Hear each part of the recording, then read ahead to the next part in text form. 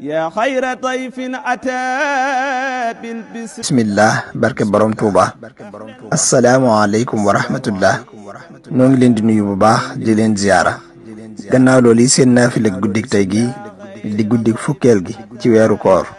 Sëriñ Souhaïbou Mbacké nee na ku ci julli ñeenti rakaan bu ci ne nga jàng fatiha benn yoon, jàng ayatul kursi yi benn yoon, jàng inna anzalnaahu ba saar wi jeex fukki yoon ak ñaar.